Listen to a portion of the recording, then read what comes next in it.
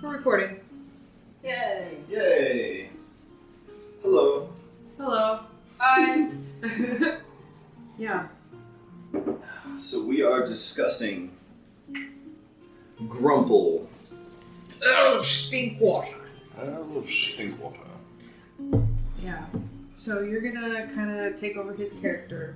He's a fighter. You said you want him to be 4 levels fighter, right? Whatever you want him to be. I'm saying you have options open. Uh, It's your character now, so you get to build it. Yes, because he's still kind of developing, I think I'll keep him a fighter for now. Okay. And may branch into Bard Okay. at some other point. That sounds good to me. Mm-hmm. I also like the idea of the bullywug magic as classes, like you were saying. Well, that's like, yeah, kind of according to the lore, they have those 3 different, the Croakers, the Mudlords. So you just get that as a bullywug, as a racial thing? Is that... No, it was just part of their history. It's probably just monsters DMs have used to like run bullywugs, but still have like caster types and so on. Have some kind of variation for it.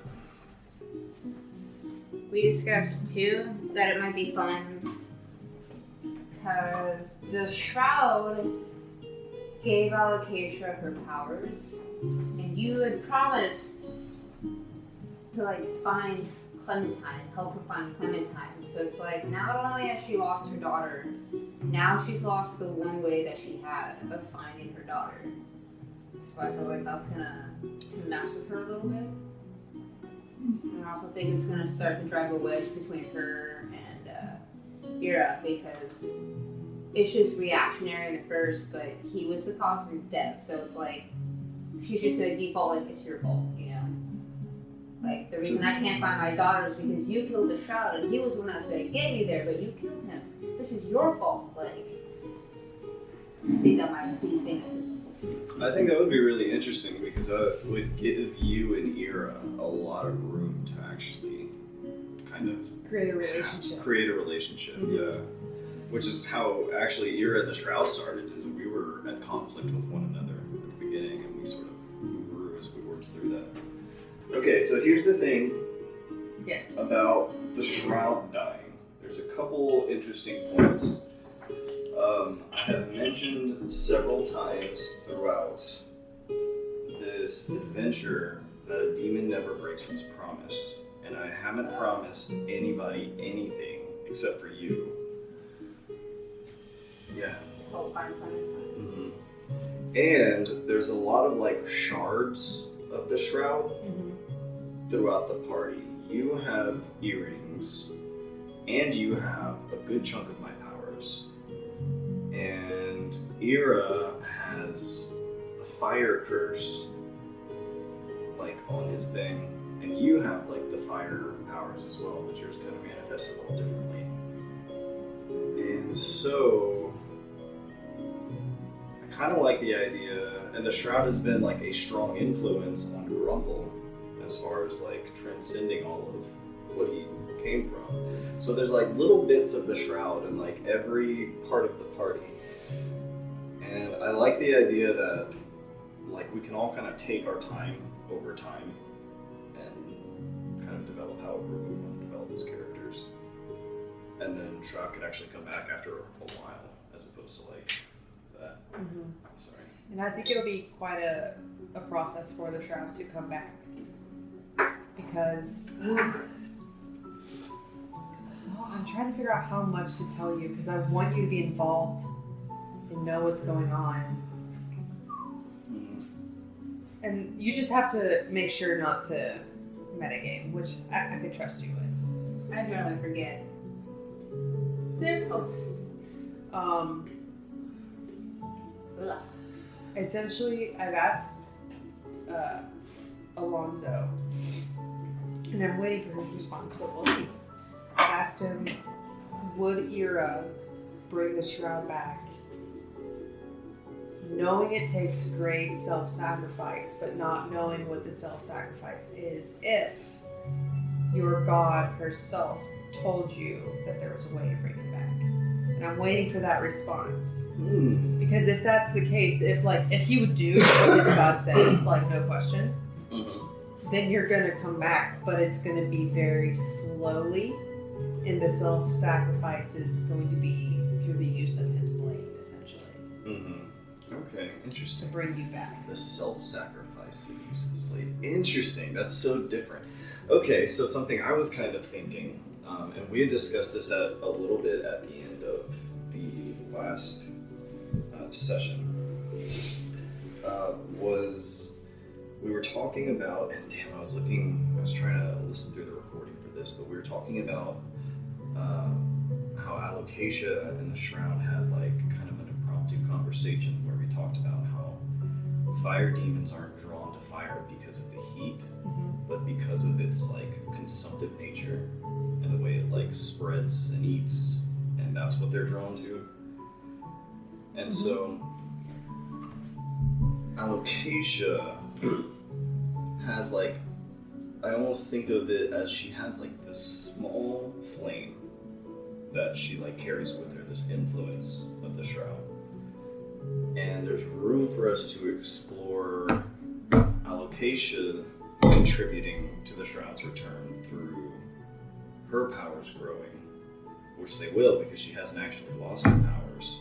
So like there is still some piece of the Shroud left with you. And Ira, his subplot has been about him sort of turning away from the moral code that he grew up with, and violence has seemed to be the greatest way that he has kind of adjusted his character. And so my thinking with cursing the sphere was that as he uses that violence, that curse, which at the time was intended to be open-ended because I never really specified what it was, the curse was intended to grow. And that's what I was talking about when I said it was like a fire curse. All I was really planting was like a seed of something that would grow over time. But I was going to coordinate with you to see what that actually was. And then in the same session, I exploded.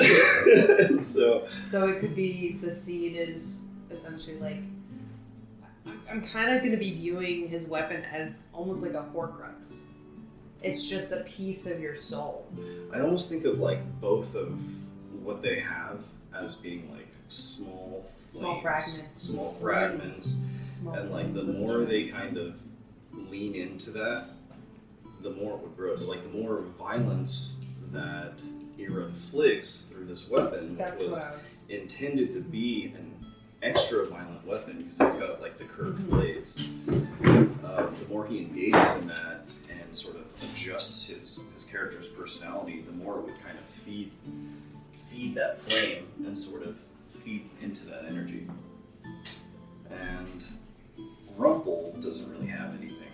I don't think that has to do with the Shroud, unfortunately. The thing with Grumple is he has made this connection. Like, the Shroud is this being that came into his life and has introduced him to every new idea that he's... I don't know how to phrase this. Like all his first experience. It's not necessarily guided and like exactly. Yes. And like navigate. Yes. The Shroud has been the guide. He's given him tutelage. And, like, I agree, but I meant it in terms of like having, like literally having a fragment of the Shroud. What about the weapon you made? Well, Do you mean like an actual... I feel like I understand what you mean. Like the flame piece of the Shroud. The flame piece of the Shroud in the form of the Shroud's magic being part of Ira's cursed weapon, and the Shroud's magic being her magic. Yeah. So there's like, I consider them both as having like these fragments of the Shroud, but Grumple, while the Shroud has been an influence on Grumple, I don't think he has anything touched by the Shroud, if that makes sense. Anything that would grow other than his new outlook on life. He's got that. But so yeah, actually what's kind of cool though is even if both Ira and Alocasia are contributing in some way, and there's room for you to do this can be tied in a lot of ways because you can bring in Ira's God if you want to involve Ira's God with the storyline, while simultaneously saying that the weapon is feeding the fire curse, while simultaneously saying her power growing is feeding the Shroud's return. And she can still blame Ira because technically she doesn't know in any capacity that the Shroud might be returning. Not at all. The Shroud is gone. Right, the Shroud is exploded. Gone. So, with the Shroud exploded, all of his belongings are about as well, correct? So, I think it would be really cool if all of the Shroud's belongings are gone. Because that means they exploded with him. But that if I'm able to manifest again, because they were stored inside my body, that they came back with me. Because what that would mean is our fast travel is gone. But if whenever the Shroud does come back, it means we have a door back into that Lawrence house at a late point in the game, or a later point in the game. So it kind of becomes this thing of like, we can do all kinds of stuff exploring Ira and her personality. Whenever the Shroud storyline comes back around later on, it can kind of naturally lead us into, let's go back for Babylon or something like that. We're just Dragon Ball Z-ing this shit. We're just waiting to collect all the stones so we can bring them back together. We're gonna bring them back. It's just gonna take an entire season. What'd you say about stones? Sorry? There are balls with stars on them, the dragon stones. If you pluck on 9, this dragon grants you a wish.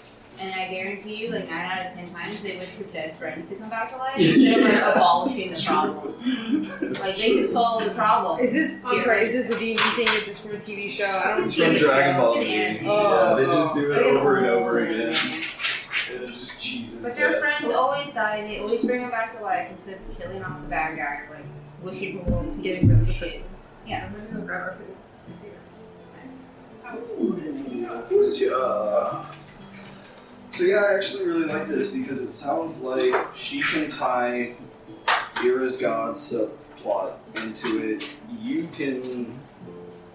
We can put a spotlight on your relationship with Ira. True, but I guess I didn't realize that I would still have my powers after you got destroyed. Did you not like that? No, I mean that's cool too because I just thought since you're gone, I made a pact with you so then the power should also be gone because you're gone. But if you remain in place somehow, I guess I want to know how that works because it's warlocks make a pact with a deity of some sort, right? Which is how they get their power. So it's if your body's gone, not your body. I don't know. You're gone, so it's do I lose my powers? Well, see, that was actually a big part of my logic with the concept of that fragment still being with you, because if you did lose your powers, right, then that implies that the Shroud is still around in some capacity. Yeah. By cause and effect. Because my first thought was I have to go find somebody else to make a deal with to get powers, Oh shit. Find a different fiend or archfey or celestial body of whatever. I mean, it could be interesting if you wanna swap your warlock type and pursue a thing for a little while, and then later you just end up with 2 packs. That would be pretty wild. Yeah, I guess I'm curious as to how that worked. Because you said the demons honor their word, and how do they do that when we're not there? Is it a thing that just once in the laws of physics, just continues to exist? Well, this also kind of goes into a little bit of world building as far as what happens if you kill a demon? Does it stay dead? Or do parts of it spread? I feel like demons are notoriously difficult to kill forever. You can put them out of combat, kind of like a Rakshasa. You can put them out of combat for a long time, but they're not gone. Right. So maybe my corporeal body has been destroyed. Mhm. But we've always talked about, anyways, and her earrings actually do this, where if she looks into like fire, she can actually see what I actually look like. I don't know if she's ever done that, to be honest. Well, I always hang out in the campfire. So I was wondering the other day, like, what does the shroud actually look like, right? And I thought, when I was kind of thinking about what it must be like, and I always describe, like, when it eats, it's like dogs pulling at meat, you know, in a bunch of different directions. And so I always just kind of, or rather, I came to the conclusion that the shroud was kind of just like a hungry, gnawing cloud.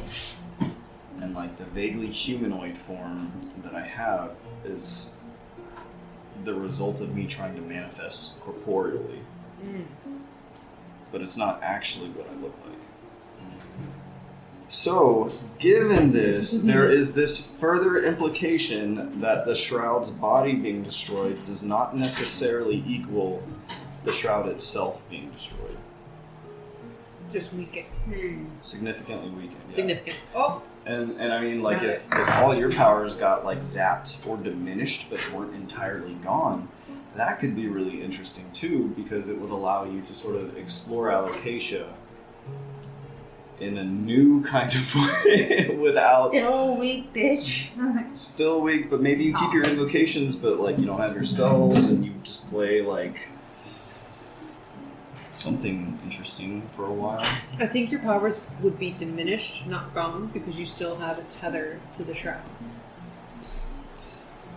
You know what would be kind of interesting is if you just temporarily took, like, 2 levels in Druid and just said, like, oh yeah, these, like, this minor elemental magic that you have is just, like, racial stuff that you're having to rely on now. And it's, like, stronger because you're back in Feywild. I don't know, just a thought.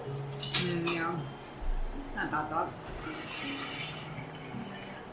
But you retaining your powers, I think, gives the strongest implication and foreshadowing further on that the shroud may actually return. But I'm open to, like I said, I'm open to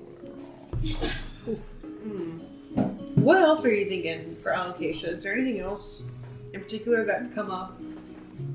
No, should I tell them about the winter thing? It's not for you, that's your thing. I guess it's fine. It's not for me to say. Yeah.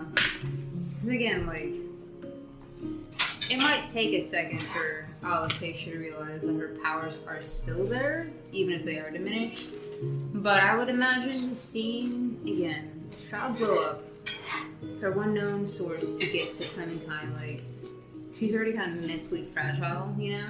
Mm-hmm. So I feel like that'd be a pretty big blow. And I think that would it would be like experiencing like a family death or something, you know? Like, I think it would put her into this like psychosis where she just blacks out shit. But like she'll like stop communicating, you know? And like just be stuck in her own haze of a mind and like just start wandering essentially. And it could be like an hour or something goes by and like I would still play and react, but obviously modify, like, not talk and do this, but just, oh, I walk here, I do this, I touch this, I don't respond to that. But, like, the character herself wouldn't remember anything that happened. So it's like, on one hand, it's like blacking out when you're drinking. You're like, you know, wake up and you're like, and what now? But could be good things that happen, but also be bad things that happen in that time. Like, Remember, the character would always... The Shroud would always try and comfort Alocasia and reassure her that we were headed in the right direction. And a big part of that was to secure his relationship, its relationship with Alocasia. And in having lost this thing that comforts you again, which is kind of the point of what it was trying to do, there probably would be a sense of loss. yeah, I think it's gonna break her a little bit. I do really like that idea. I feel like all these ideas that we've come up with, like, kind of can be used together. Mm-hmm. Absolutely. Yeah, because it's like she was already mad and desperate enough to like form that pact with you, and now it's like, not that there can't be another answer found, but like that was her answer, and that was the solution. What you mean? They're the one in front of the percolator. Yeah. So yeah, it is a sense of security, and I feel like it'd just be a great loss because it's Shroud and her daughter. It's not just one person; it's two people. She's gonna feel so helpless. It's a tough journey you've undertaken. Apparently. You know what's interesting is, you know who else has lost a bunch of people recently? Is Grumple. He has. So we've got these like two grieving characters bound by loss. It's so epic. I love it. Love it. That these characters are grieving. Yes. And they're also like on this epic journey together. To find your kid. Grumple might be feeling a bit lost at the moment because the Shroud really was kind of his mentor and was leading him through all these first experiences, like you said. So, yeah, I'm curious what Grumple's experience has been now that we're kind of peeking behind the curtain a little bit. What do you want to know specifically about Grumple? So, first off, can you remind me of his last name? He has a title. Grumple Stiltskin, Earl of Stinkwater. I don't think he's ever... Is it really Grumple Stiltskin? It's not. I was like, No, it's not. Oh wait, that was wow. I can already tell you guys, real life, my wisdom is probably not very high. I definitely say fail wisdom saving throws all the time. All the time. All the time. I feel like my intelligence would be pretty decent, but...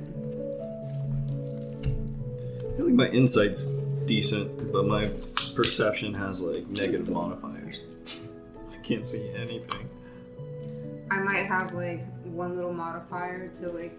With the mics. Insight's like one of the skills maybe. Sometimes I feel like I can tell. No, maybe I take that back. I don't know. I feel like I can, tell when people are good or not in general. Or if they want something. Like I can, feel things, but I'm definitely global and I will probably believe people, especially if I don't know anything on the matter at hand. Like it could be complete bullshit. I don't know. I don't know nothing about fucking mating rights of endangered species in like Ecuador or something. Like, I don't know. Sure. I don't either. I think that's what I'm saying. Is it true? I don't know. Sure. Interesting. I feel like it's a very green broccoli. Yep, it really is. Or maybe it's just everything else is so brown. So, can you tell us a little bit about Grumple's backstory? Yeah. I'm looking for his last name. I don't think I've ever actually given him a last name because his title was so important. I think you messaged me his last name. Did I? I think so. I think it's in our private chat. Let me look. I was looking in my recaps because I felt like it was written somewhere, but I didn't find it. So, okay. Nope, that's not Discord. I feel like they put a lot of extra stuff in their egg drop soup. They did. They put corn in it. Yeah. Which is weird. What? Yeah, they put corn in it. It's really weird. It makes it sweet. Southwest egg drops. Yeah, seriously.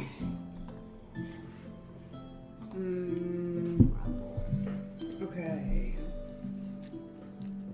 I wonder how bad Ira's gonna feel about what he did too. Or if he'll feel bad, He accidentally killed a friend. No, I don't know what's a friend, but... I feel like I've saved Ira's life. Oh. DeMumfries. Mumfries. It's D apostrophe Mumfries. Mumfries. Like Mumphries. Grumple de Mumfries. I forgot that. I totally. Isn't that great? So, here's a little bit about Grumple's Such history. a humble character. Grumple the Mumfries, Earl Lord Sir of the Muddy Waters. What was life like for young Grumple? Well, Grumple had about, 40 siblings when he was just a tadpole. But the thing with frogs and downfall is not all of them make it. It's kind of like 18th century America. You have 10 children and you're lucky if 2 survive. It's kind of like that. So while bullywugs live and die quite frequently, it's not a terrible thing. It's a pretty common thing to have a lot of death in the community. But what's uncommon was when all the bullywugs just disappeared from Downfall. That was weird. Having them all be dead is weird. That was targeted genocide. Right. There's still one bullywug left. Scenocide. So the adults of Downfall, the fully grown bullywugs of Downfall, are those bullywugs that survived childhood and survived their teenage years. So they are the tougher of the bunch, technically, but still not all that tough. So is yes. it sadder then to have lost the survivors? Or is it less sad because death is such a part of our culture?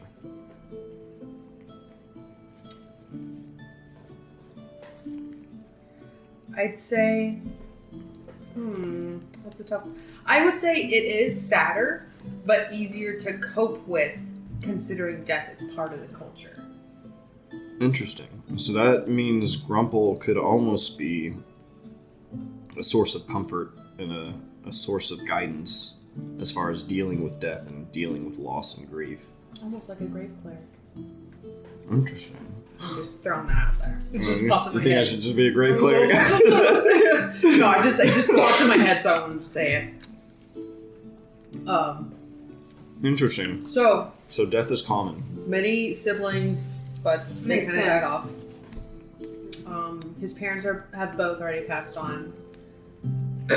How many of my siblings died after they were old enough for me to know them? Oh, Out of 40. maybe that's tough. Maybe we'll say 10. Oh, really? Yeah. Okay, so most of them survive. Oh, they're not alive anymore. Oh no. The question you asked was how many of them survived long enough for you to get to know them. And I said No. 10. How many died after? How many survived long enough for me to get to know them and then died? Oh. Or did they all die when they were that still infants? answers the question. 10 of them survived long enough for you to get to know them and then died. Grumple's the only shit. sibling left. Okay, so I've lost. He's the only But sibling. there were only 10 siblings that you actually got to really know. Holy before they shit. died. So Grumple has witnessed the death of 10 siblings And his parents. and his parents, and is the only surviving member of his family. And knows that there are 30 more to the name dead out there that we didn't know them. Which is kind of Holy why shit. in Bullywug culture titles are so important, because family names kind of come and go, but titles just hold more power and more poignancy. Or poignant? Anyways. He grew up noble background. Everyone has proper etiquette. They speak a certain way, they act a certain way, dress a certain way. You have these roles. If you're in these roles, you dress this way. And reputation is very important. When you first enter Downfall, all the bullywugs were gossipers, gossiping about everything, talking about everyone. How much emphasis should be put on Grumple's desire to advance his title? As much emphasis as you think he would still have, considering the shit he's been through. It's what he grew up with. Titles being important, but that's also the only thing he's experienced in Downfall. He's only ever been in Downfall. Now that he's gone outside of it and is having these new experiences. Granted, he's not seen another city other than Downfall still. What's happening with Stinkwater right now? Stinkwater? Mm-hmm. What do you mean? Like the Grumple, place? Earl of Stinkwater. Mm-hmm. Like, what's happening with the place? While Grumple's gone. So, it's the best way to explain it is it's the title itself that holds power. There isn't actually a place that is designated as Stinkwater. Are you kidding me? That's a made-up title. But it still holds power. Oh my god.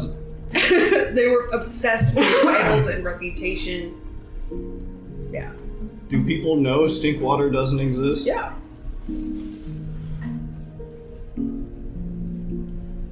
I'm gonna rename Downfall Stinkwater after. You could. Fucking. You could. Fucking. Go back there. Holy shit. Interesting. I have so many titles. Do like bullywugs have like a natural predator or something? That's a good. That sounds weird to say. That is a good question. Like, is there someone that would want to exterminate all of them? Like Moto, just trying to find Moto, you know? Mm. I would say like other reptilian sort of animals are their predators. Yeah. Snakes, large, like alligators. The alligators. Who's over those crocodilians? What I mean. They were like crocodile people. Mm-hmm. I'd be interested in knowing more about like the other The folk. anthropomorphic races, or like what's going on with like these crocodile people, because it had to have been in the neighborhood for Balmorna to have pulled them in, or maybe not. Maybe they came from somewhere else. Which is interesting. That's something I'm still kind of working the details out. Yeah, they of were course, kind of a of race course. I had to create pretty quickly. Came down the Nile. Well, it's interesting. I mean, they're part of the world now. They sure are. Yep. But we've seen frog people, hare people, bull people, crocodile people. Witches and the like. Mm-hmm. It leaves a lot of options open for like what's out there. Bunch of different races. Mm-hmm. Okay, interesting. So Stinkwater doesn't exist. What the fuck? That blows my I've mind. not across any satyr yet. That's true. Yeah, we haven't. I've only witnessed the merfolk in water.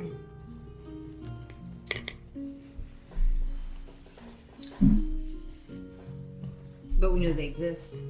That's At true. least- We've seen merfolk too. So we've seen fish people. Well, Alocasia has. I think it's a glimpse of a vision of something, but Interesting.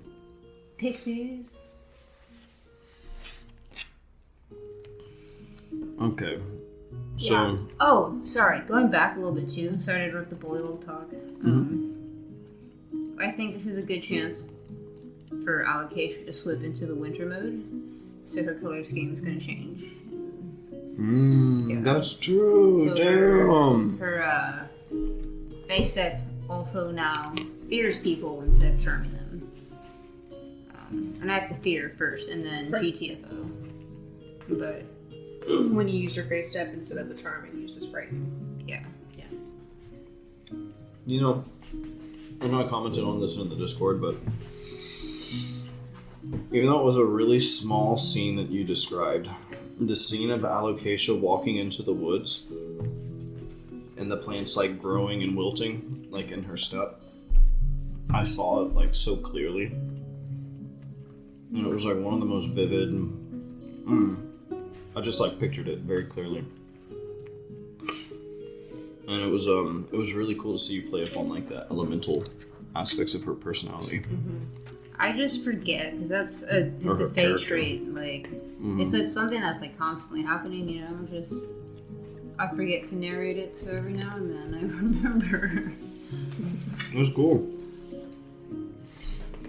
Because I mean, like there were all these different traits I could have picked, but yeah, like I just like the effect of that. Like it's life and death, creation and destruction. Like I think it represents the Feywild pretty well. You know. But, but also maybe her process. So now, yeah, I think she's gonna slip into.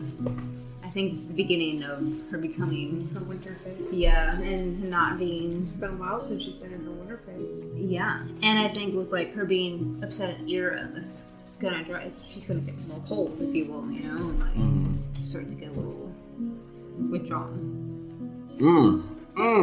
It's gonna be so good. I'm so excited. This game's gotten so deep. I know. It really has. Y'all are good players. Y'all are really good players. You're a great DM. Thank you. Thank you. Ooh, I'm excited. I'm excited to flesh out Grumple. It's so interesting too that Stinkwater doesn't exist because. Yes. Sorry, go on. I was just gonna say, like, I wrote some other titles like Lady of the Lily Pad and the Green Baron and Sir Long Tongue. Like, it's just, it's pretty trivial. Did Grumple pick out the word Stinkwater himself? Or did that come from something? Your titles are usually given to you by your parents if you're alive long enough to receive the title. Interesting. So it's your parents that came up with it. You know what's interesting? Is the concept that if the family doesn't survive, because we die so much, that the land or the civilization, like the kingdom, survives. Because if you create a successful one, but death is so common, then like you can expect that's like the only form of legacy that you get. Does that make sense? The title? Wait, what are you talking? What is the only form? So of like legacy? let me think for a second. Let me Sure, kind of sure. think this through for a second. So like bullywugs die all the time. And Grumple's the last one there is in his family. Stinkwater, family names don't really matter, but parents do assign a title. And the title and the place within the title is given to the bullywug. So what if the important thing to bullywugs isn't their family name, but like their legacy? Does that make sense? Their purpose. Yeah, Like their family doesn't persist, so they don't really value family in the same way. Will be Right. legacy. But the thing that you create, so like You'll be talked about as the Earl of Stinkwater. the one Like, who it's- founded Stinkwater, Right. and Stinkwater will go on, but Grumple will not. Does that make sense? Yes. Just kind of valuing like a different, rather different than like vibe the system. family. Yeah, it's like Yeah. the thing. So it's not super common for bullywugs to be super close with each other. I mean, brothers, the 10 that survived, there's, you were close, but it wasn't like unless you wanted to be with one of them, a particularly strong connection. You can always change that in your backstory.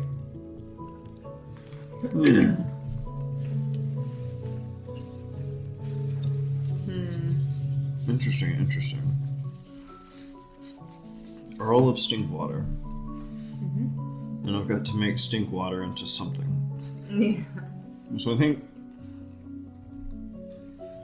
I think Grumple right now, and kind of the reason I don't want to go Bard yet, is because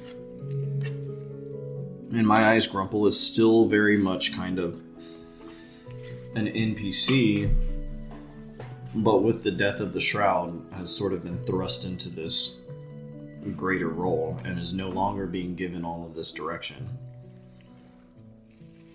Because Grumple was always kind of just following, you know. Yeah. He was told by a king who's not even alive anymore Yeah. to, like, travel with us. But he's been following along with the Shroud because of the Shroud's persuasion checks that have been super, super high. I've also written them down and written the quotes around the persuasion check. No way! I can compile them together and give them I to would you. love to find out what those are, because that will tell me what Grumple's perspective is. And I think I kind of know, because like I've kind of been telling him, like, hey, your culture's a sham. Which is awful. But... Which it kind of is, but it's also just their culture. Right, it's just how they live. Yeah.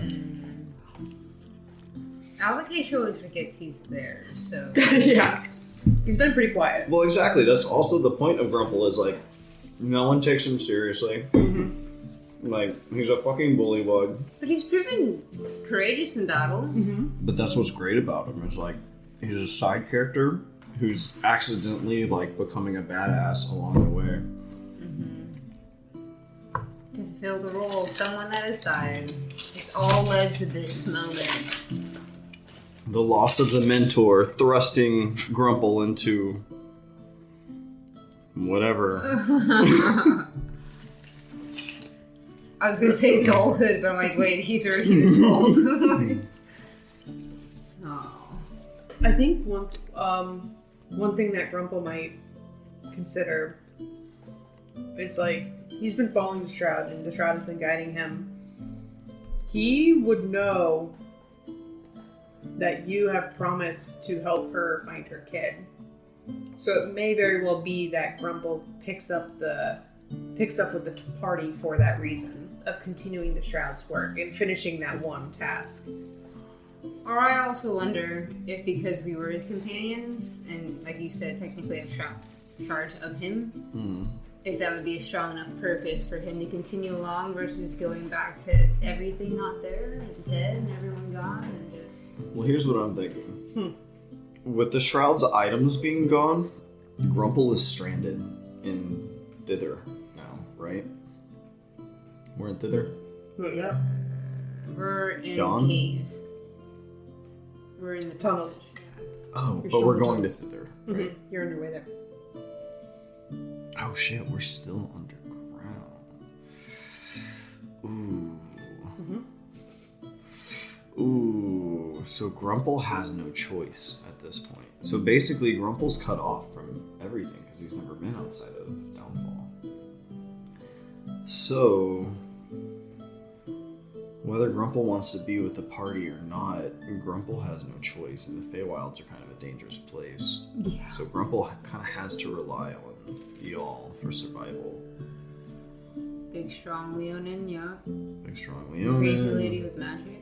With magic, and Grumple's really just a frog with a spear. Yeah. Talking frog with the spirit. Talking frog with a spear. I can talk to frogs, which is nice. I'm gonna give him inherent nature proficiency. Okay. He would have it.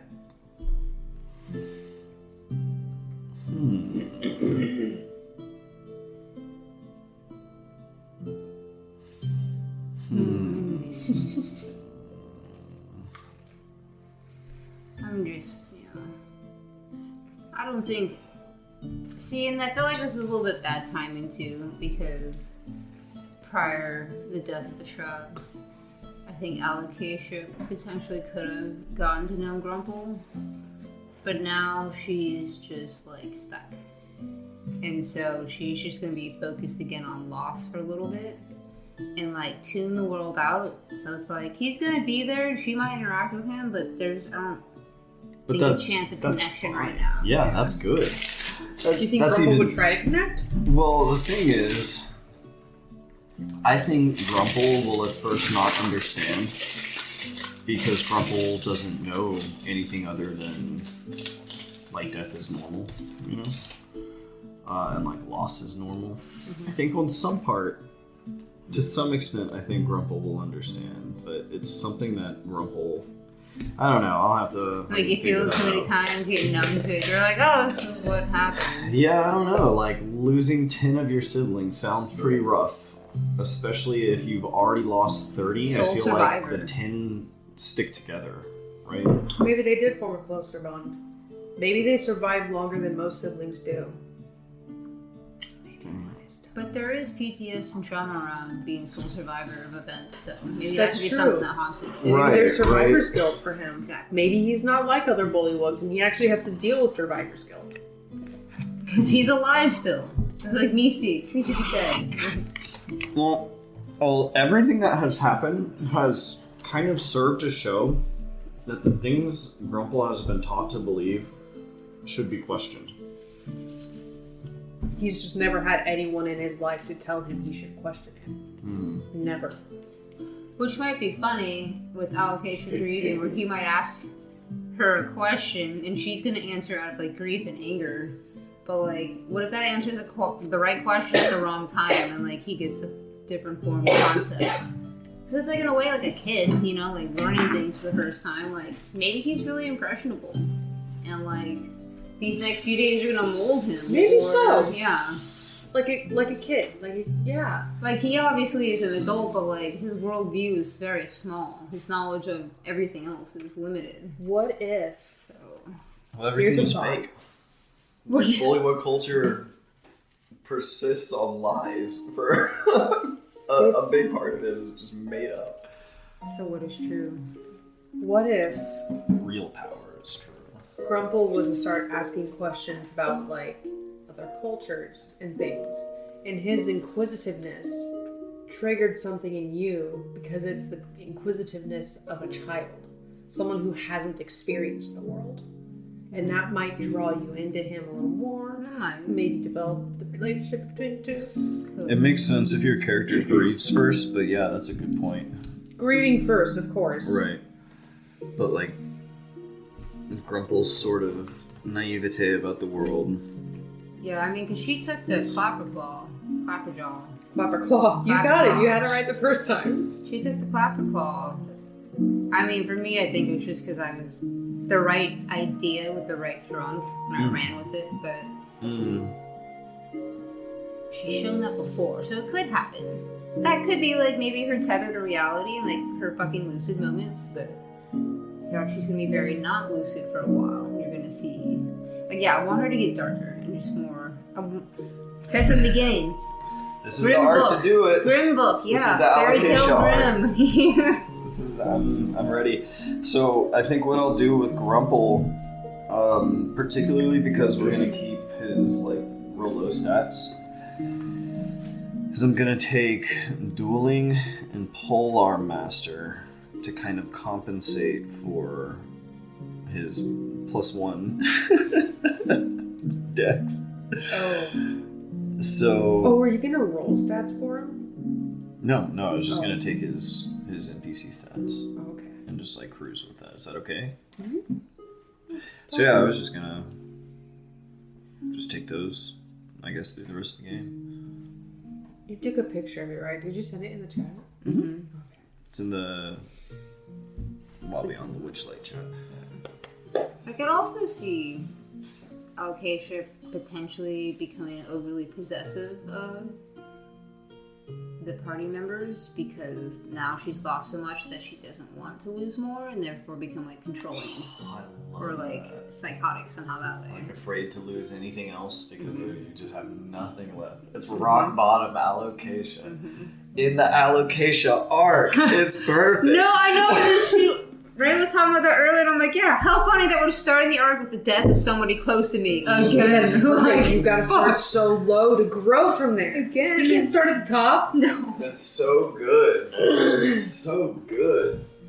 Do you need to know more about his backstory, or is that a solid foundation for you? Do you have any specific questions? I mean, no, honestly, we've covered so much information on Grumple regarding Grumple's relationship with death, the sense of valuing titles and legacy over family because of their relationship with death.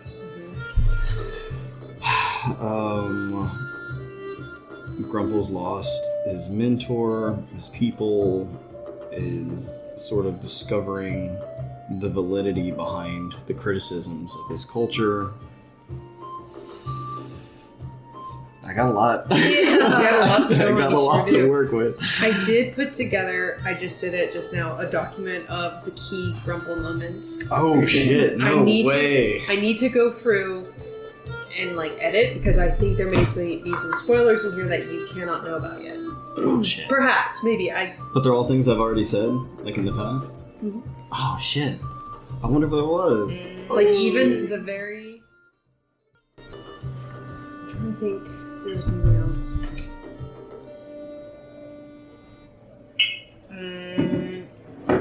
Again, I guess Alonzo isn't here to answer for Ira, because I am curious about his feeling in aftermath of the events that happened, but surely he'll keep going, right? Mm-hmm. Yeah. I also kind of like We're in these that we're tunnels. rolling with the Shroud dying and coming back later because it still kind of treats the world, it takes the world seriously, and it's like, yeah, you could just come across something that like randomly kills you, and like I feel a little bit bad about that because when you phrased it the way you did, you were like, we couldn't avoid this, and we couldn't know about it either, and I was like, oh shit, you're right. You couldn't have done either, and now it feels like I just railroaded you into your own death. well But it wasn't built for... I didn't Like, mean for we're that to very happen. specific Right. players, so it's like, Yeah. normally, traditionally, somebody probably could survive that. But very peculiar, so he sacrificed HP and all that for all his skills. Well, when I said that, it wasn't to try and guilt you, but it was to rather point out that, like, if you didn't think this was a good reason for a player to die, that we could explore that. And that's ultimately what we're doing, is we're sort of, like, and, you know, by allowing the character to die, we've had a bunch of really interesting like story and character relationship developments. I think that's really cool. And I don't know, it feels like we're not pulling punches because the character did die, but we kind of are because there was also like nothing the player could do about it, you know? It was 1 point above. Oh, I guess technically 2, because your max HP would be 18 essentially. You could take 17 hit points and not be total dead, but because your max HP is 9, the total damage you can take before death is 18. I think I'm weak to radiant damage too. I don't think it was. Maybe not. You're Well, no, fire. I'm tiefling, yeah, so I guess it really doesn't. Radiant's different, but you don't Yeah. get it. But we did roleplay the lay on hands as like expelling the shroud one time. But we never really did go back to that of the like sort of resting within Alocasia's conscious kind of thing. That's actually a good point. You remember how we kind of did that early on, and then we sort of leaned away from that? So early on in the story, when the concept of like what the character was still sort of coming together, when I was thinking of the shroud as being more ghost-like, we had originally described the shroud as kind of whenever I took a long rest, I had to be in Alocasia's vicinity. And that was because I was like essentially like resting like within her consciousness, kind of a deal, you know. And later we were like, no, let's lean more in the fire demon direction and just meditate within the fire. But the concept that the shroud was ever able to do that in the first place sort of lends itself to the idea of these splinters being left within these characters. Because Kind of works out perfectly. it kind of all comes back together. Sure does. So how does Grumple's spear upgrade work? Something I thought would be kind of neat. What do you mean?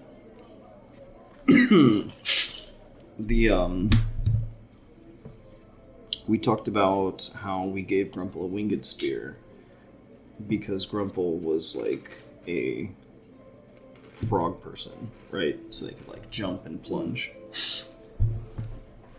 And then I was kind of thinking about it today, and that was when I messaged you, and I was like, what if we only allowed fall damage to be added because of like the way it was set up? It was really for, I was almost thinking like a shovel, you know, like when you like are going downward, really.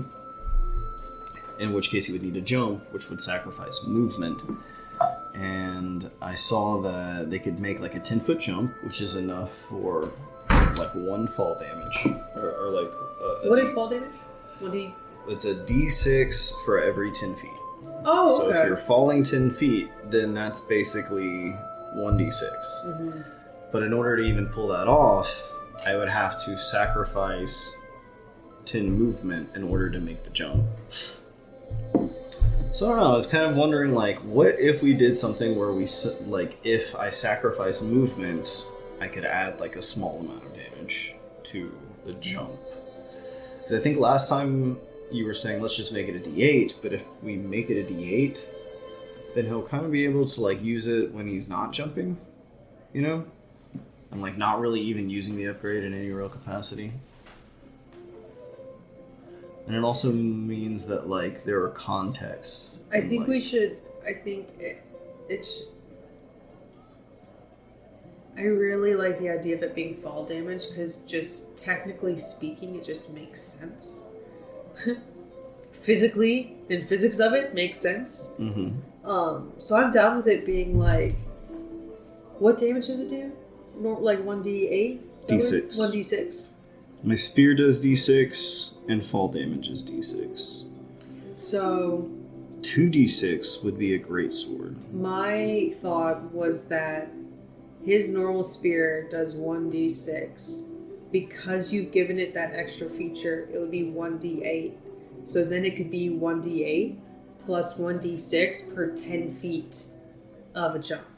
So whenever you make your attack, be like, from 20 feet in the air, I plunge downwards. And it's like, okay, roll 1d8 plus 2d6. But you're sacrificing how much movement? Depends on the jump. Basically, like, yeah. So if you're trying, what is the bullywug's speed? It's 30 feet, right? It's 30 feet, yeah. 30 feet. So They can jump 10 feet in the air uh-huh. without a running start, just from standing in place. Just 10 feet in the air. Mm-hmm. Well, that's 1d6. Plus 1d8 if you hit. I think also past a certain amount of feet, there will be residual fall damage that you take. So you could attack from 100 feet up, and it would do that damage, but it would do part of that damage to you as well. I could figure out the mechanics of like exactly how much of it would reverberate back into the body. I'm also taking dueling, which is going to add a +2 to just my damage with the spear in general. And I'm taking Polearm Master. So the D8 on top of all of this. Am I building my mount? Are you building your mounted? No. Okay. Okay. No, that was a cavalier. I think what I want to do with okay. Grumple is kind of go in like a weird charisma. I want to go the Purple Dragon Knight route and like make him like a rallying kind of knight, especially since he's such a like old school kind of knight character already, you know. I've also said the way he speaks is because he was taught to speak that way. Mm-hmm. So the way he speaks may not be like his true voice. Potentially. What's your thought? You hadn't thought about that. You're right. Well, it's not his true voice. I mean, he has a different voice, and it's a facade, so... Well, he might not know that it's a facade. Because he's grown up thinking, oh, this is just how I'm supposed to speak. Mm-hmm. So he's not trying to put on a facade. He's just He spent his whole life living up to these expectations still. That's all it is. He still might answer some of your questions of why things feel fake, though. Why he's what? Why things feel fake. About him? Yeah, maybe. I don't have to answer Darren, Excuse me. Even the language that It's I just- speak is a lie. I like the My very idea again dialect. of finding your voice, you know. And that's what he's doing. I feel like in the end, what's going to happen is Grumple will kind of grow beyond the way the culture is while simultaneously bringing a lot of that culture with him. Because I think what I will do, especially if it takes like a longer time for the Shroud to come back, which I'm actually cool with, if I'm gonna just play Grumple through for like a pretty good while, which I'm totally down for because it's gonna be very different from playing the Shroud. But I think what I would do is, long run, I will reclaim Downfall, name it Stinkwater, and then try and gather as many allies for Stinkwater as I can as we attempt to like overthrow these witches, which had a name. The coven is called something, but I can't remember what it's called. You remember? The hourglass cutter. That's what it is, the Hourglass Coven. Honestly, when you sent me that message earlier and you said forgot the name, I was like, oh, it's the. And I couldn't remember it either at the moment. I was like, shit. So I'm glad I came up with it just now. Perfect. Yeah. So yeah, I think in a lot of ways, Grumple is learning that the facades and the airs and the fronts of like the aristocracy, quote unquote, of the bullywugs, which like the outside world doesn't take seriously. None of that really matters in the face of power, which is what he. God damn it.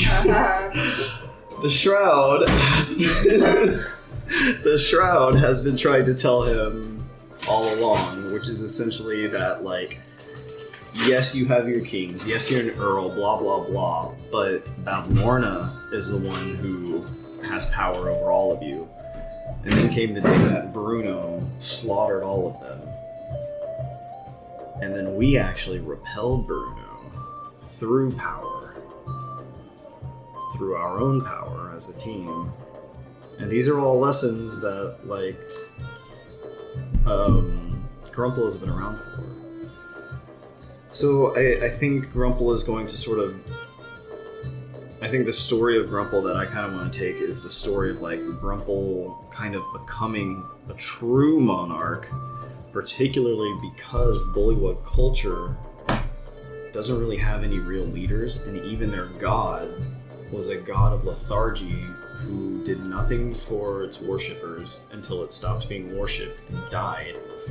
And, as it turned out, is actually tied to the Abyss, because once the Bullywug god died, its innards were used to create a layer of the Abyss from which sloths, which are like demon toads, like, emerge from the Abyss. Do you think Grumple knows of this? No. Grumple has no idea of this lore.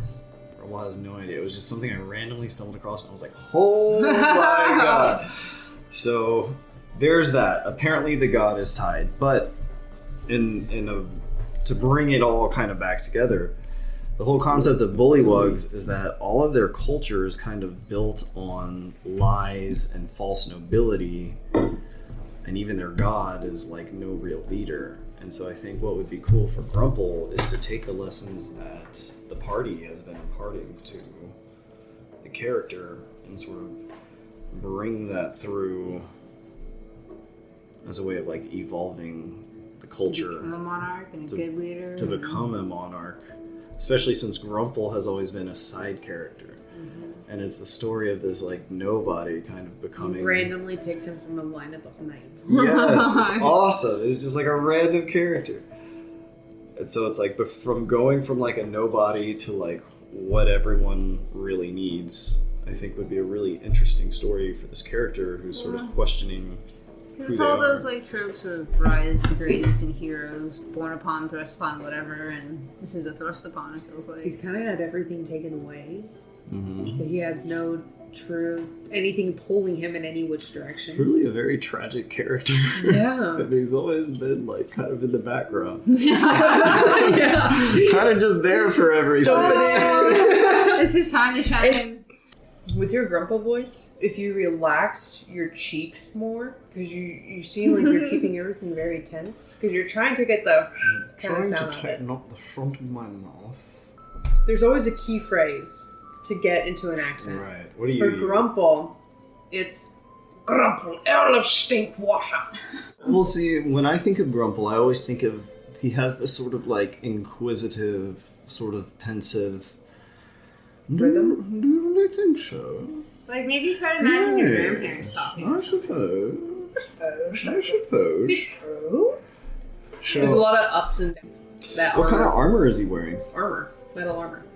What kind of armor is he wearing? Like iron. What's that AC looking like? Oh. Because he's got a pretty low AC. His AC's 18. Goddamn! What? Mm-hmm.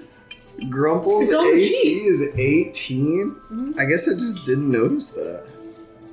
Holy Top shit. left under his name. AC, HP, and speed. Holy fuck. Grumple's gonna be a badass. Grumple, spear machine of death. So, I imagine his AC is that with his armor on. So if you doff the armor, it would go down by 2, I think. If I were to doff the armor, because it sounds like he's in heavy armor. Yeah, so disadvantage on stealth, by the way. Okay. Just a heads up. Okay, heard. Probably for the best, TBH, because he doesn't have a ton of health. Mm-hmm. Like less than allocation. He's got 25 health. Oh shit, yup. How much does allocation have? 31. That's part of also the reason why I offered you to re-roll the stats if you want. Because then you can place them how you want with how you want to play the character. As well as it will change your HP and your AC. To be more realistic of 4th level. Because I don't think this is an NPC that we're building into a PC. So the stats are... But And do you 25 want me is to way do more that? health than he started with, which was death. Yes. How do you feel about it? I think it would be beneficial for you, but I also don't want to say, this is the best thing for you, so do it. You know? If we're being real, Yes. Grumple stats are crazy low. Everything is 0. That's what I'm saying. Dex is +1. It Int doesn't is feel minus like 1. 4th level. I was kind of thinking when the Shroud comes back, after we've maximized Grumple's potential, NPC. that would complete his arc. Okay. Like, that would be when he leaves the party, or dies, or something. When he decides he's ready to go off on his own adventure. The Shroud coming back could be used narratively as the same point where we all go back to face Batlorna, because Shroud has the fairy key to ferry us back to the inside of Batlorna's house. And that would also simultaneously be the completion of Grumple's, at least Monarch arc. Yeah. Because once Batlorna is defeated, that also means that Downfall is reclaimed, and Grumple can leave the party to become a Monarch, while the Shroud steps back in. Yeah. Does that make sense? So we don't have to use the Shroud's Return as that, but I do think it's a really convenient, like it kind of slides together. To help complete it. Because Shroud has a way back to the other place without using Charm. And who knows, we may still go to like the next place without going back to Batlorna, you know? Which I think would actually make a lot of sense because Shroud's not around anymore. Only Grumple's really there, and Grumple's a side character.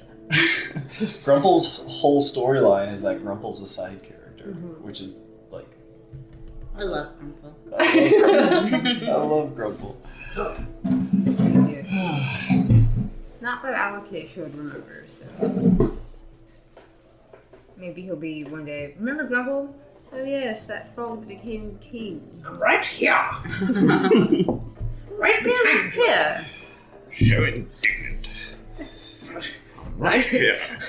One thing I think he has a bumbling thing he does when he's trying to think through something.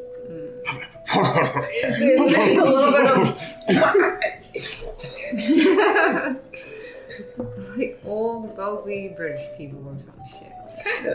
kind of that vibe.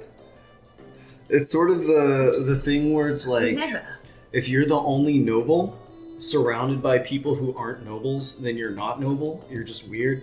Does that make sense? That's very funny. It's just like completely out of his element with people who are just like, what the fuck are you talking It's about? great that y'all still get weed in the plastic baggie. Oh. As opposed to. All these fancy kids that get fancy little packages. Like the foam and the vacuum boxes. seal or Yeah. Hey, as long as it's more than a fucking brown paper lunch bag, that's not acceptable. It's like 70s. 70s. Something like that. A brown paper lunch Yeah, you bag. can poke a hole in that by sneezing too hard. Like, come on. Hey, Hunter, do you want to roll stats? Did we decide on? Did you decide on? We could just roll and see what we get.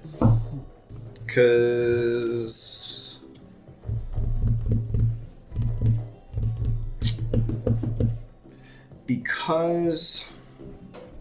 I don't want him to be that strong at first.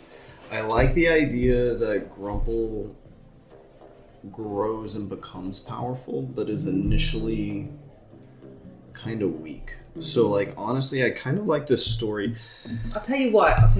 How about instead of re-rolling stats, you can play with the stats that you have and put them in the... They're pretty much where I have them. Dex is I my feel only really- +1, Charisma is my only +2, and that's probably Could exactly you not where just, I'd like, leave give it. 10 points to, like, distribute or something, you know? Like, compromise, keep the stats, but get a little extra to divvy out where you want. Like 5 points or something, I don't know. Because then it would be a little bit extra, you know, to modify it ever so slightly. To make up also for that gap, because you said it, you felt like it was low. Yeah. So, The thing is, if I take... I thought. The thing is, where Grumple is a fighter. Yes. And there is a very rapid power escalation where if I make Grumple much stronger, Grumple will be very strong. Yeah. And Okay. I kind of want to see where we're at. Because right now, once I hit 5, Grumple will be making 4 attacks a round with like +3 modifiers to all of his attacks.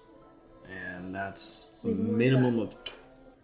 So Grumple's damage range would be 16 to 34 at level 5. You know what would be cool, actually? Is if over time, through roleplay, Grumple catches up to a normal PC. So I start with his current stats, and maybe we like roll to what he would be at like we'll build him out to what he'll end up as. And then after like a good RP scene as Grumple, we'll say that wasn't bad. +1 to charisma. That wasn't bad. I can have a designated amount of points to give out and just let you... Ooh, we just Dole play them out. Grumple to Be see like, where that he was grows. really Yeah. good. Ooh, that would be cool. That was really good insight for Grumple. Why don't you do +1 +1 intelligence? Ooh, that sounds That's cool. juicy. We could just sort of like let him grow into a PC level character. Makes it feel That's also cool. like Yes. those Choose Your Own Adventures game, but when there's consequences and it tells you as soon as you make your choice, where you're like, affect this relationship or makes this change or I don't know, yeah. So give me That would point. be really Having a cool. direct impact. Yeah, that's Yeah. a layer. Ooh. I guess I'd be so excited. So here's the other thing. I also kind of want to go Purple Dragon Knight because I like the idea of being... And it also, in a way, fits this overarching theme of like Grumple's going from being a side character to being a hero who rallies others and like... And it's this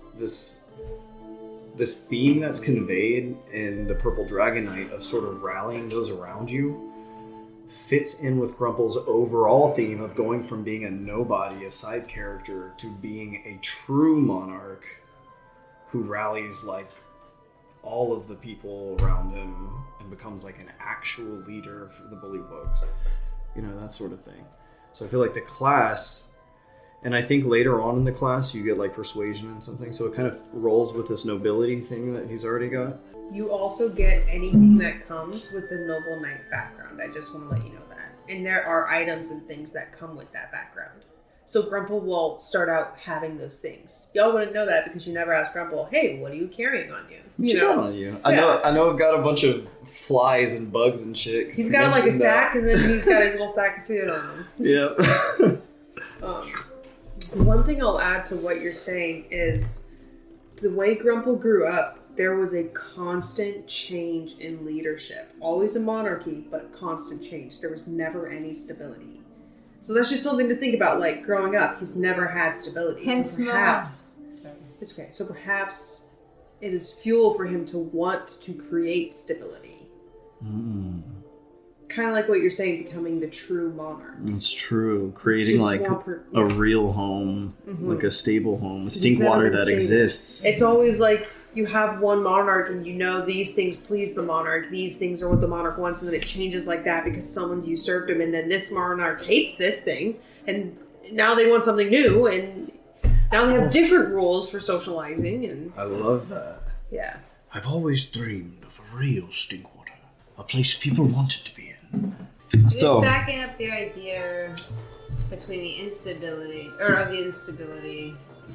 of why titles also might represent more, because again, like, you never know who's in the head or the name, like, but they're the monarch. You respect that title. You know what it does. Right. Like, the person behind it is just like a puppet. It doesn't really matter.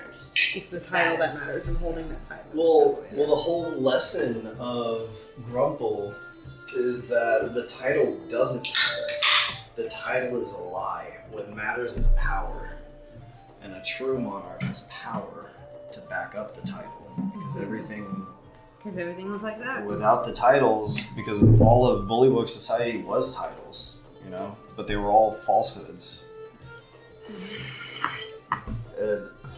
None of the Bullywugs really ever had any power. And all the Bullywug tribes, according to lore, are all like backstabbing aristocrats, so no one actually develops anything. And, on to the next one. And I've been playing a whole simulation about how to run a country. Interesting. It's gonna be really fun.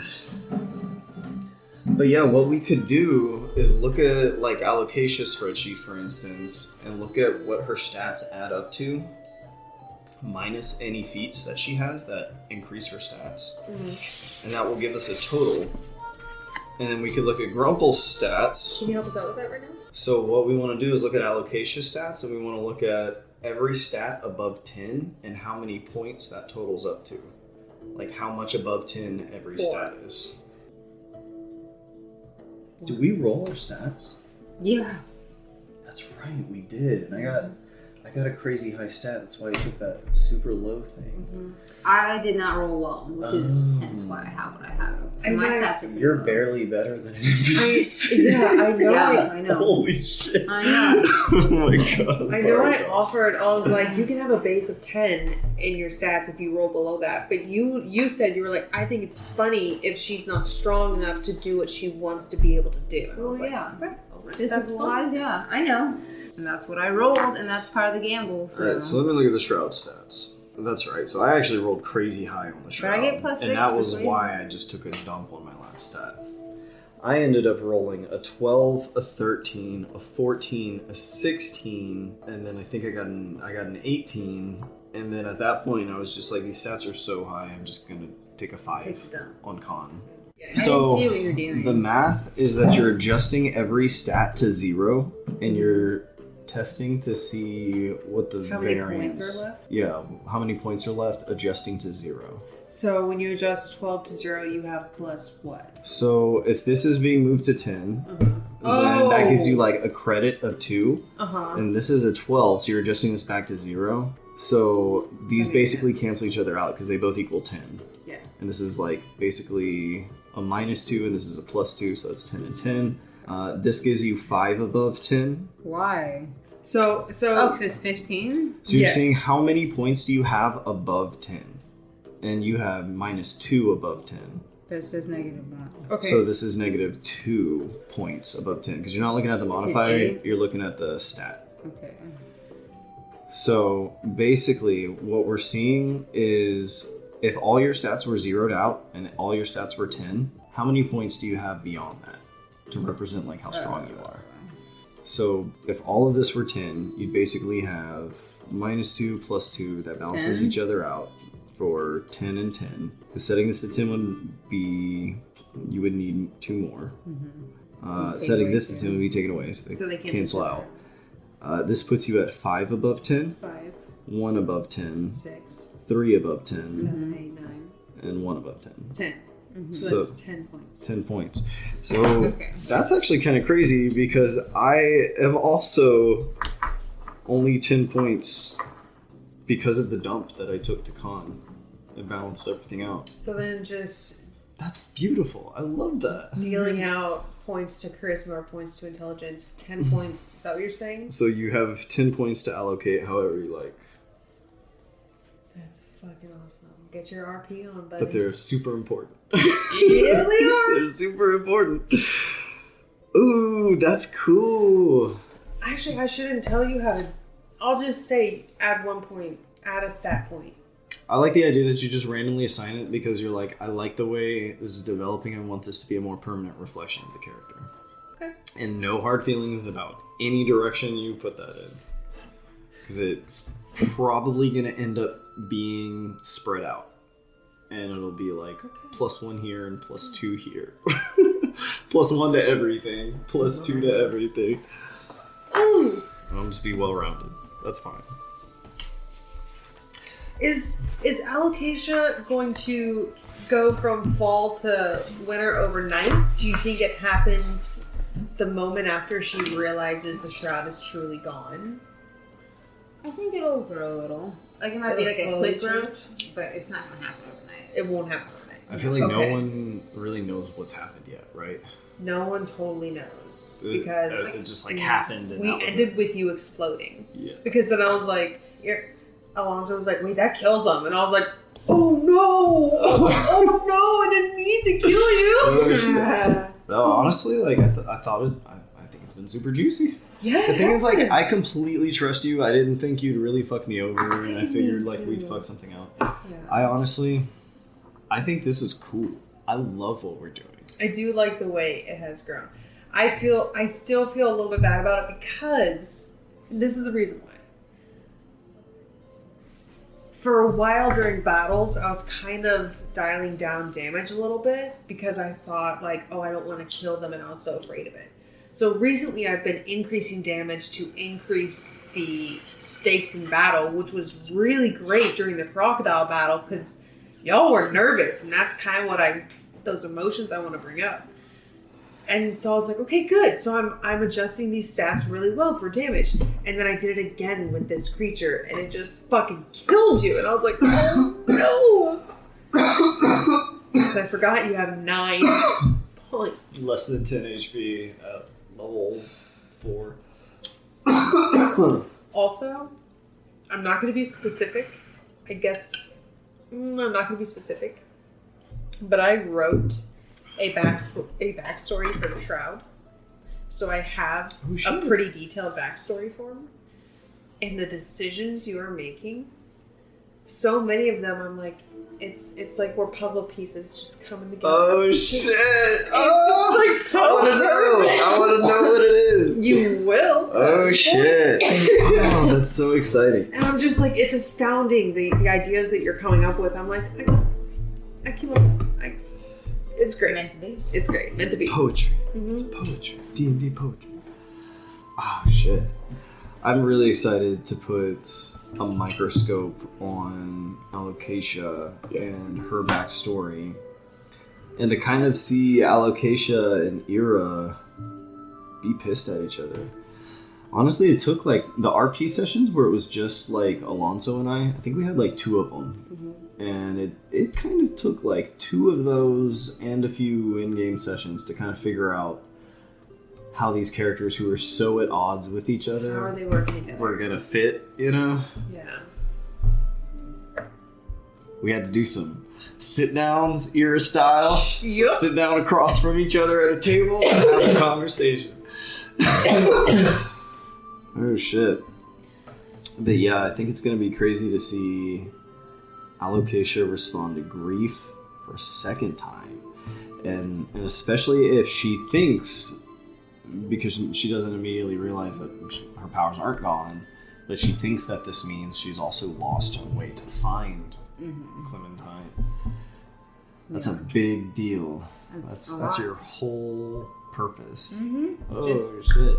Boom! Exploded. Oop. Exploded in the thin air. I told her she'll have her powers, but any damage output is halved. So she'll feel an immediate weakness when the shroud is gone, and I think that'll make her assume that he is gone. Ooh. But it's not that he's gone, it's just How that many years? Sorry, go on. just that his influence is weakened. Go ahead. Right. Well, How many of your spells are damage spells? our damage spells? Because a lot of them are just persuasion stuff, I get right? 4 from you. Burn Hands, Command, Blind Deafen, and Scorching Ray. Okay, so Command 2 of damage. those. So half your spells are... No, command's non-damaging.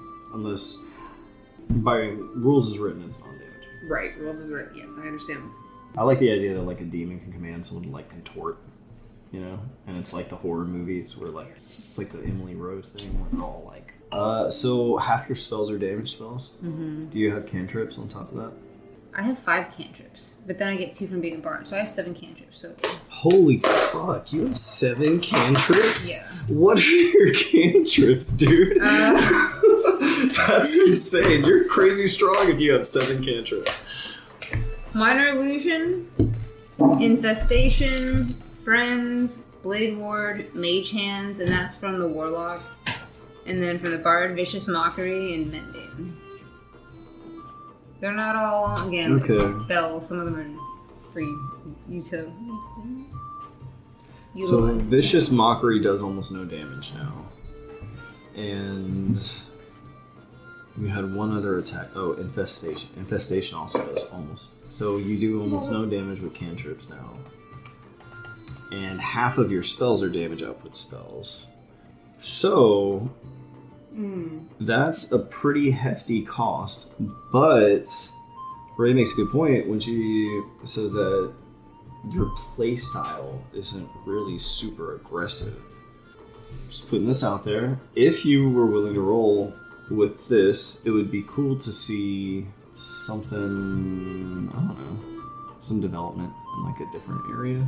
Does that make sense? I was also thinking about that, Tosh, and I wanted to bring it up to you. Just a suggestion to be thinking outside of the box. What if this is a time when Alocasia finally no longer depends on someone else for power and support, and she therefore starts discovering a power within Ooh. that's always naturally been there, but she's never had the opportunity to feel it. I'm hinting at sorcerer. Yeah. Okay. No, I get it. Okay. I just want to put that idea out there. No, I like that too. You know?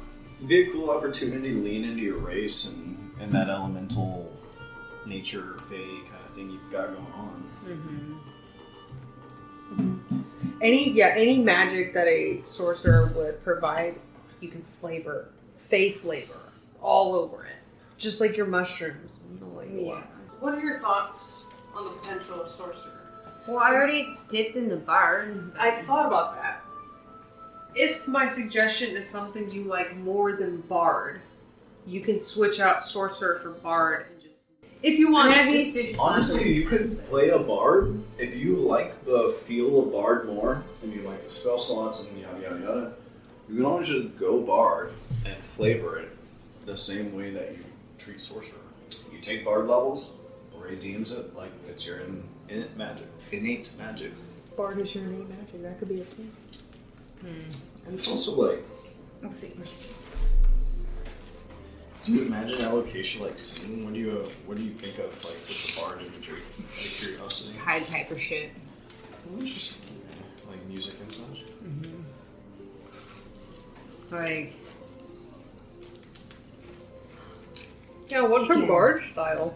That's actually really interesting because you took beast. probably a speech. fiddle. I did. I like the idea of that influence, and especially because the shroud was so influential. Is that influence is like the shape of your power development? Yeah. You know? Like, fiddle playing could be in taverns or down streets or outside or wherever. It just generate joy. Then again, if I need to lead children somewhere to, like, steal their life energy, then I can do that too. Just a little music and then they'll follow. And that's where the Pied Piper shit comes in. That's actually kind of cool because I always thought that Alocasia's effect through the warlock patron relationship was that it was a combination of like empathy and like protection themes with animals, and that sort of manifested through the shroud becoming more protective, and I think ultimately possessive through like the plotting, but also the shape-shifting into the animal thing, which was something we were kind of describing as being new. And in return, the shroud was always played as a very like influential, shifty kind of character, and your warlock invocation was beast speech, which really, if you think about it, is like kind of a way of imparting your influence and communicating with like these smaller life forms. So if you go bard and your powers to like enchant and charm others grows, that would be a very easy way to flavor the shroud's ability sort of growing and manifesting within you as well, as you're sort of finding your own and doing your own thing in your own way. It would just be an easy tie-up. That's all I'm really trying. Yeah.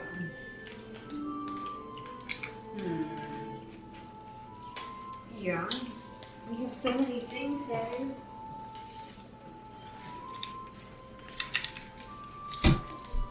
All the ideas.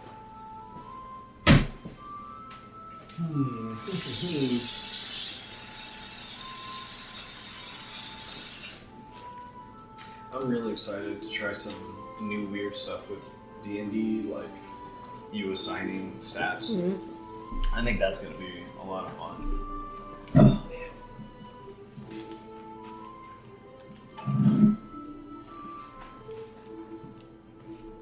Yeah, that's a fun element to it. Think about how you want to flavor an inherent magic, whether that be through bard, sorcery, or some other. Just sit on it, think about it. You have like a week till you play next. So let me know, because Oh yeah, I'll look it we over. can play for with sure. that. If the difference is 10 points, and the evolution of Grumple is to be gradual, and Grumple is kind of a nobody right now, what if you had 5 points per level to level 5 and level 6, and by level 6 Grumple's caught up? Would that give you enough room? I feel like that's a good amount of time to make each of those points feel significant. Here's the thing. The book has key moments of when the players are supposed to level, but I found the time between those key moments is way too long, and y'all should just level up sometimes because you do a really good job on something. But I don't know. I'm just having a hard time deciding when to level up players. If I may. I can tell you have no opinions on this, Hunter. If I may. We just leveled though, right? You did. Because I was like, y'all, well, actually, you leveled because you hit a marker in the book. Sort of. Yes, you did, actually, yes. I would say level us up if you want to level us up. And then take what the book wrote about these witches and crank it up to 11. And these aren't just like regular fey witches and regular fairy tale bad guys. The beautiful, wonderful Feywild becomes a little more deadly because we're higher level. We can take more hits, but be scared by higher amounts of damage. I kind of like the 5 through 10 for that reason. First level's cool because everyone's afraid of dying. Yeah. Second tier is cool because they can survive a few big hits and be scared of dying. But you can throw those hits at them, and the players can afford to be like, I can only take 1 or 2 of these. Or like, I can really only take 2 of these because the first one did like 80-90% of my health, and I barely survived, and that's enough for you to like get that monster's point across. But the players can survive it, but you can, you know what I'm saying? Yeah. It's awesome. It'll be fun. It'll be cool. It'll be cool. Have the witches chase us through dreams and all kinds of 9th level spells. Oh, that'd be crazy. Oh, that'd be cool. Yeah, there's definitely... I've realized an opportunity to have more storytelling within dreams. Like the dreams that Allocation has been having, the dreams that Ira has had, that Shroud has had. I'm like, you can plant these little seeds and dreams and... Bavlorna has something of the shrouds too. She's got a shard of the shroud as well. These witches could be like super scary. I would love for these witches to be like horror movie witches. I mean, I'm trying to make them like that. It's such a work in progress bringing to life a horror in front of you. Like, there's so many details about Bavlorna I wish I could have gotten across. I just didn't. Like, there's creepy details about her skin, and I was like so nervous, and I thought you did a great job. I got lost. I thought you did a fantastic job. I was just like, I was afraid of the witches. I was like, dude, we can't fucking go in there. Are you out of your mind? Yeah. And we did, and we got out of there, thank goodness, but I feel like we got out by the hair of our chinny chin chin. That was kind of a good thing, you know? But yeah, like, I like the idea of, like, these witches are arch-fae. And, like, what does that mean? Or maybe they're not. Maybe they're hags, you know? But, like, they're the big bads of this campaign from the sound of it. So, like, why not make them arch-fae? And, like, what does it mean to be an arch-fae? I always kind of figure, like, when you're around one of these things, you're, like, around, like, a demigod. Like, you can feel their presence. The way you can, like, kind of feel a person in a room. These people, like, you're not even looking at them, and you can, like, feel it over there. You know what I'm saying? And, like, what if these witches, like... A certain gravitas. Yeah. You said you haven't watched Critical Role, right? There, without really spoiling anything, in case you're going to watch the animated series, there is an arch-fae character that comes across the way you're describing them. Like, they can do just about anything. They're pretty much a demigod. Their power is astounding. Wait, which one? Arch-fae. Which character? Not there yet. Do you want me to Which say campaign? who it is? Because No. it'll spoil it No, it's once. fine. Okay. I didn't know if there's somebody already mentioned or not. I mean, I can tell you whether or not they've been mentioned already. It's alright. I'm really trying to That's leave okay. everything up to mystery. That's fine. Okay. Well, so, like, let's think about what we know about these witches, right? We are talking about the Feywilds and everything in the Feywilds, and these 3 are holding entire regions, and everything in that region, multiple cities, in an iron grip. Yeah, some power there. That is power. And, like, these 3 witches are running countries by themselves, not with a government, by themselves. One of them will steal identities. One of them steals children. And, like, what's the other one do? All of them do super trippy shit. And it's like you Oh, have a you lot don't of know really yet. crazy shit. Oh yes, ear's missing something, right? Isn't it? Yeah. Something from his past. But The if necklace these witches are like gods, right? There's some really cool stuff we could do. Because we could even assume that, or maybe we can't assume, but let's imagine that within each of these regions, unless we've explored every square inch of these regions, that there may be archfey that are within these regions who are also bound by these witches because these witches are so powerful. Unless in all the lands there's just no archfey. Which could be. It could be that, you know, we're just like in the swamp. But it sort of speaks to like the level of power that these witches really have if you think about it. These witches are like so powerful that, like with Bavlorna, we like know of rebels, but even like people don't even want to talk about it. Even in a traveling inn on the other side of the country, people don't want to like mention it out loud. Yeah. Because there's a witch who can hear everything. Or maybe she can't. No one fucking knows. But she's so crazy powerful that everyone's paranoid. That's cool. I always loved that. I always loved that like Sue was like, oh, I mean there's like a rebel group, but like I don't fucking know about it. I don't want to talk about it, you know? You're right. There is one. There's a lot of room, and that's why the shroud was always like.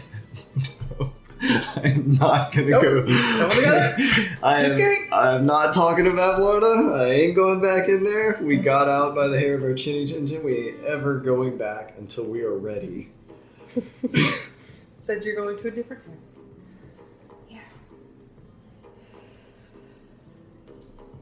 And so the shroud being gone too also means we're free to go explore both your storyline and Ira's storyline and actually do the shroud storyline last. Which is also cool for reasons I was talking to you about with Alocasia and empathy and the shroud's kind of discovery of like what it means to be a blank slate who is learning new things that are not normal for demons, right? Because we talked about, and I feel comfortable saying this, but we had talked about how the shroud, being a demon and being immortal, meant that the shroud might have been immersed in like the abyss, a pretty like traumatic environment for a very extended period of time. And that's kind of what shapes demons into being demons as well, as like they're in this awful fucking low energy place constantly. And they're basically these like negative entities themselves. And then suddenly you take one of these creatures and you take one of these trippy ass fey witches who can like steal identities from a demon, right? And now you have a demon who's basically like a blank slate and is learning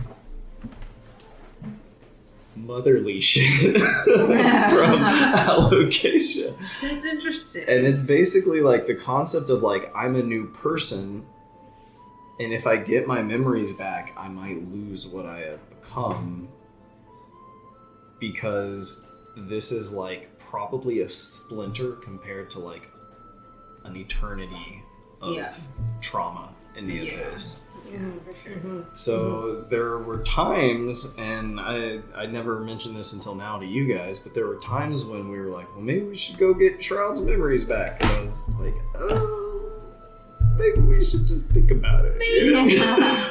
I'm not sure how I feel about it yet. I kind of want them back because the Shroud like knows it's been depowered, but also the Shroud kind of acknowledged that like something is different. And then it started shape-shifting, and something was starting to change, and right as things were starting to change, and it's like perfect. It's perfect. It's so dramatic. It feels like one of those animes too, where it's like you think this person's gonna be here and you get really attached and you like him, and then by the end of the season they die and you're like, what? The hope begins to build. And Yeah, and you're like, what? This isn't even what this is about. Like, fuck. Yeah. It's so good. Yeah. It's so good. It's such good TV. It's great storytelling. I fucking love it. We just gotta get in before somebody like, yo, here's your content. This setting has been really very interesting to run, and my main campaign that I was running was entering a storyline revolving around demons and the Feydark. And so when you started running this campaign, I was like, oh shit, this campaign takes in the Feywilds. I get to kind of see what this is like, you know? And they've always kind of been talked about in my campaign, but they never went there, so it was never explored, and I didn't really know. And so as I was running this campaign, I was like, ooh, I've got ideas about like what I want to do for the Feydark, because I kind of want the Feydark to kind of almost be like the flip side in some ways of the Feywild. And Like the Underdark? yeah, so the Underdark. Or, I'm sorry, I didn't mean to say the Underdark. I meant to say the Upside Down. Yes. I was using a Stranger Things reference. Yes. Okay, yeah. So the That's what I Upside said. Down in D&D, I think, is actually called the Shadowfell. But Oh. I've kind of combined the concepts. The Feydark, I think, is underground in the material plane, maybe? Like in Forgotten Realms lore. But in my setting, I had actually already written in previous storylines that the Feydark was its own plane, which was like the counterpart to the Feywilds, which was like light and kind of had this like mania, dementia, light, dark kind of themes going on. And yeah, it's just been really interesting getting to explore both of those. And I've been really inspired by this story because this story has been like really, really cool. It's been wild. It's been absolutely wild. It really has. Is that abysmal place gonna be like the one cave we entered? That's all spores and death and sleepy and paralysis. The Abyss? Where the abysmal? Where you guys going to again? They are currently in the Feydark, which is like the Oh, yeah. night version of the Feywilds. Okay. I always think of the Feywilds as being like noon, but I guess it's more like dusk, right? In the book, it's set at dusk. Yeah. Yeah. I always think of the Feywilds as being like sunny, but yeah, the Feydark I think is actually like underground somewhere. But yeah, I guess the Underdark in my setting is actually underground in the Feydark. Oh, really? Mm-hmm. Yeah. Oh. And so Luthien, who's Barrett's character, Yes. is also an immortal. Everything that's in the Feywilds and the Feydark in my settings are like basically immortal. That's fun. You don't really have to eat, but you can, because they're like energetic planes. So your body Feed just off of stays energy. alive. These ingredients to make this, you can be like, oh, Isadora, by the way, you know those are the incorrect ingredients for this potion. So then I like that. allocation, or Isadora, you know that this is incorrect. Yeah. Just feed her that, you It's know? part of a way to get her to interact more also, like passively. I need help with that kind of stuff. I have so much world building that I'm doing because I'm It's upstairs. figuring out what the winter court is, what the summer court is. I am writing the entire Feydark as y'all are going from session to session. Like when we were just camping in the woods and we were all just out in the Feywilds, just living on the edge. I fucking loved that shit. Surviving day to day. Yeah. Just everything was hard. Yeah. Everything was like Fucking bunch 3 of rabbits. bandits. No way. You kidding me? 3 sessions more like. Right. No way. But Yeah. it's not that Era breaks that. It's that the expectation is different. How do you have a high challenge survival game and still have a player who wants to be a lawnmower and let them be a lawnmower? That's a tough, tricky situation. Well, there are other things to explore later, so I think I have ideas. Oh, that's true. Like food. Yeah, Or stuff. Or, yeah. Again, if we play it, I don't want to tell you, so. Your stuff. You can be a powerhouse, and that's fine, and things will happen. But it's a survival game, so if you try to kill everyone, they're not going to like you. Her character is used to convey what a real person would be feeling in these, like, heroic situations. Because, like, one of the first scenes, I fucking love it, too, is the whites, and they're so creepy in the show where they can, like, reach through walls and they, like, reach into your lungs and, like, lift you off the ground. The ghosts. They're whites, I think. The vampires sent towards them. Yes, correct. What are they called? The vampires who were what The Briarwoods. the Briarwoods. Yeah. Oh my god. Well, the thing is, all of her allies are like, let's go get them, team. We're going to beat them up. And they're all, like, fighting. And Keyleth is cowering under a table, terrified of everything. And that's actually what I want to see in my D&D. Is I don't mind being like, yeah, let's just burn a turn, cowering under a table, and we'll take some damage this way to, like, really play out this nightmare. But you have to have players who are willing to play along to some extent. One of my most irritating tidbits that I see all the time are people being sassy to gods. Because they're like, this is how I'm gonna, like, get back at this god, is I'm gonna, like, be sassy to him and I won't get punished for it. If someone sassed a god in my campaign, I would smite them to death and then bring them back just to show that I could. Just like, you know who you're talking to right now? Instant, I can take you away. Yeah, I feel like gods are, like, a lot of fun to play with, but it does require the player being the role of that character and kind of, to some extent, being in awe or being afraid of something that's supposed to be scary, instead of being like, no, I'm super brave, I'm not going to be scared of that ever, you know? And it's just like, oh, okay, alright, I guess you're so brave. It just doesn't get you. Nothing scares Nothing scares you. That's a good point to make. I think a good question for your players is, what scares you?